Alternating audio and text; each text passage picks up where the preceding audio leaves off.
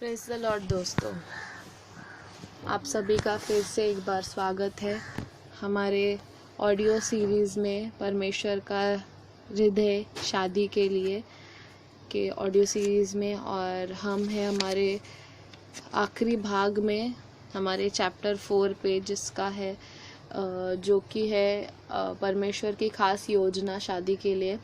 और हम 2 हफ्तों से कई तत्वों के बारे में समझ रहे हैं जो कि इस खास योजना के ऊपर है।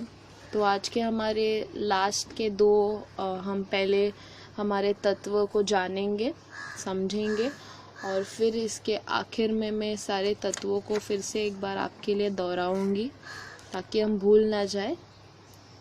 आमीन। तो हमारा छठा तत्व है परमेश्वर से आज्ञाकारी रहना। आमीन।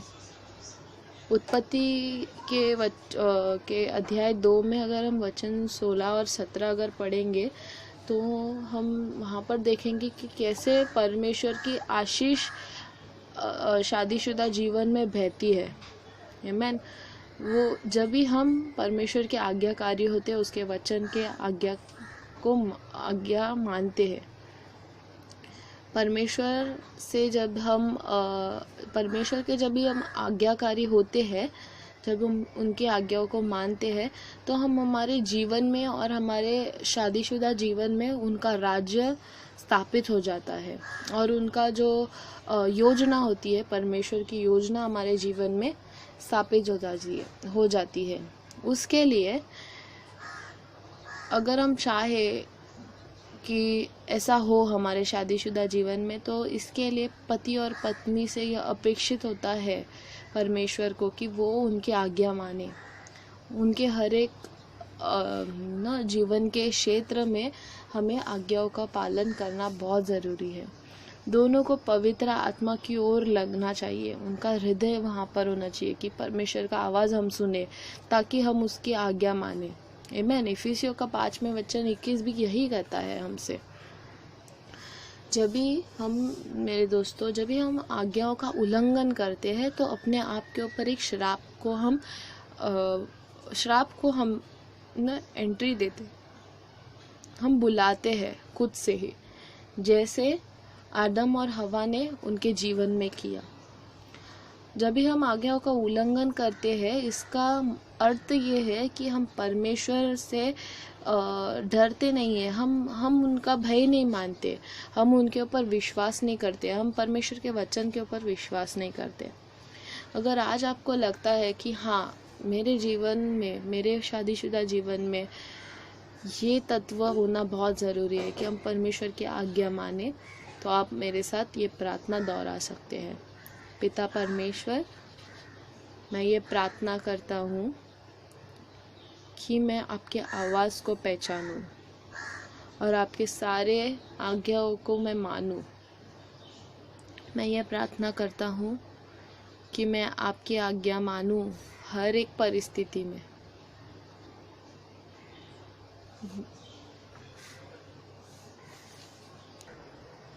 मैं कोई भी चीज़ को उचित सिद्ध नहीं करूँगा या किसी भी चीज़ के लिए कारण नहीं दूँगा।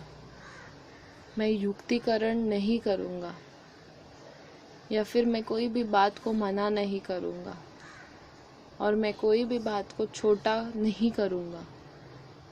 जो आपके वचन मेरे जीवन में, उन सारी चीज़ों को आप मुझे मदद कीजिए पिता, कि मैं आपका आज्ञाकारी पुत्र या आज्ञाकारी पुत्री बनकर रहूं मेरे जीवन के हर एक दिन में। ये प्रार्थना मैं यीशु के नाम से करता हूँ। आमीन। तो अभी हम हमारा आखिरी, जो कि हमारा 7वां तत्व है, कि हम कैसे परमेश्वर के साथ हमारी एक फेलोशिप होनी चाहिए। आमीन। हमारा एक रिश्ता होता है परमेश्वर के साथ, वो हमारे पिता है, तो वो रिश्ता कैसे हम निभाते हैं।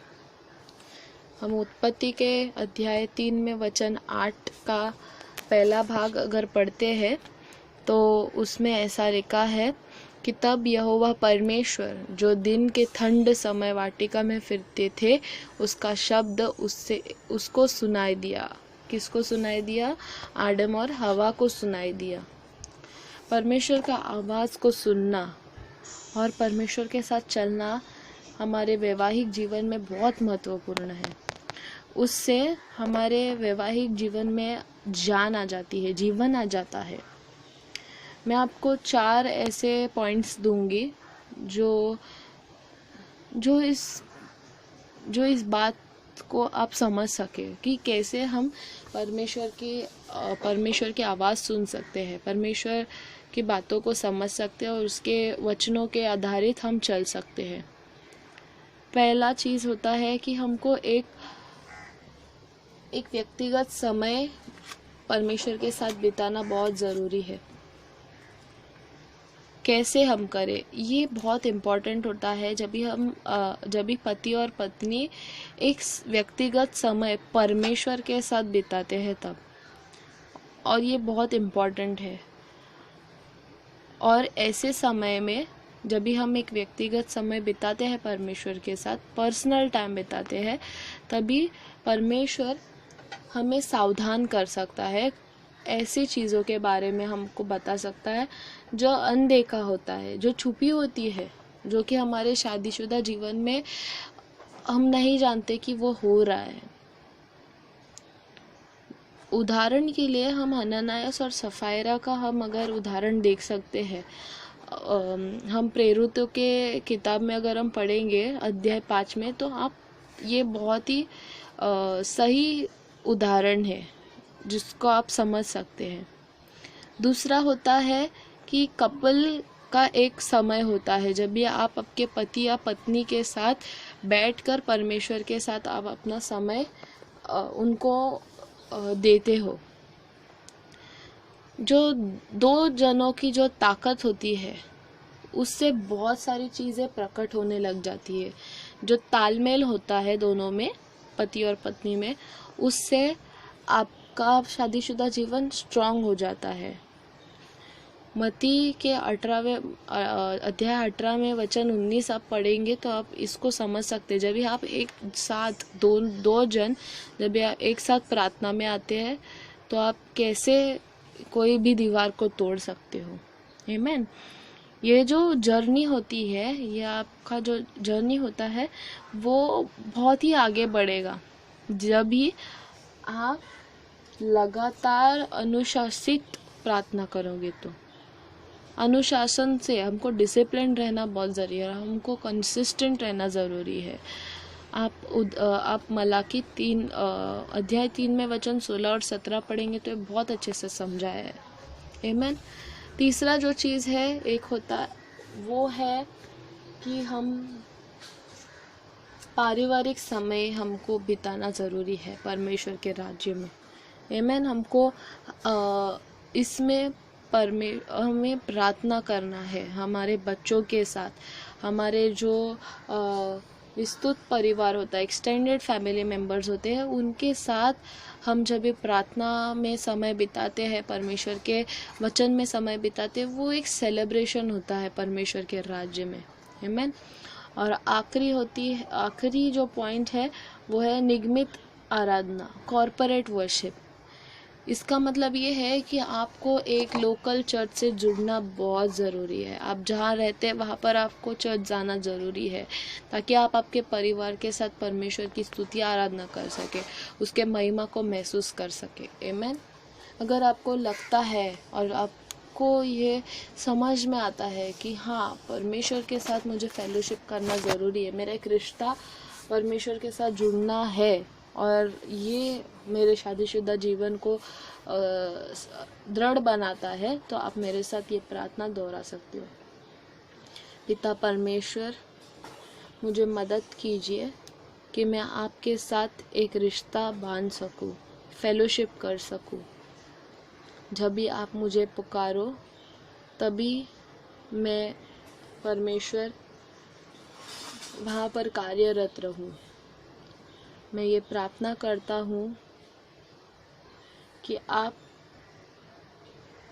हमारे साथ, मेरे पति मेरे पति और पत्नी के साथ आप फेलोशिप करोगे, आप हमसे रिश्ता जोड़ोगे। हमें मदद कीजिए पिता कि हम आपका आदर करें और आपके वचन के लिए हम तत्पर रहे। मैं ये प्रार्थना यीशु के नाम से करता हूँ, आमीन। तो हम अभी मैं आप सभी को हमारे चैप्टर 4 के सारे जो तत्व थे वो मैं आपको एक बार फिर से दोहराती हूँ ताकि हम भूल ना जाए किसी भी तत्व को। हमारा पहला तत्व था कंपेनियनशिप, बंधुत्व। दूसरा था सूटेबल हेल्पर, उपयुक्त सहायक, आमीन। तीसरा तत्व था लिविंग एंड क्लीविंग, जोड़ना, छोड़ना और जोड़ना। चौथा तत्व था वन फ्लैश, एक मांस। पांचवा तत्व था ट्रांसपेरेंसी, पारदर्शित। छठा जो आज हमने छठा किया है कवर, वो है परमेश्वर के आज्ञा पालन करना। और हमारा सातवां तत्व है फेलोशिप विद गॉड, परमेश्वर के साथ एक रिश्ता बांधना।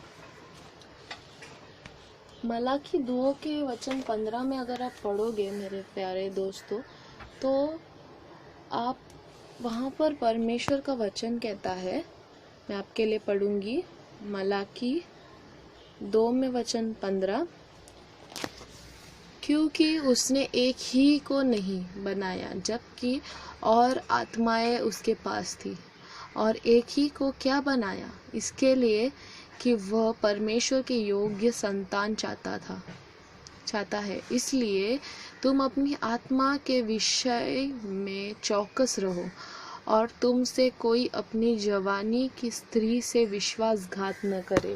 आमीन। परमेश्वर ने हमारे ऊपर एक खास योजना ऐसी बनाई है, बांधी है हमारे लिए, ताकि हमारे ऊपर मोहर लगाई है, ताकि हम अवशेष बने परमेश्वर के आत्मा के द्वारा। आमीन। अभी मैं आपके लिए ये, जैसे हम ये चैप्टर ख़त्म करते हैं, आपके लिए प्रश्न छोड़ना चाहती हूँ मैं, ताकि आप इसके ऊपर सोचो, मनन कीजिए इस प्रश्न के ऊपर कि क्या ये ज़रूरी बात है कि हमें किसी के ऊपर विश्वास करना है या कोई हम पर विश्वास करे, या फिर हमारा जो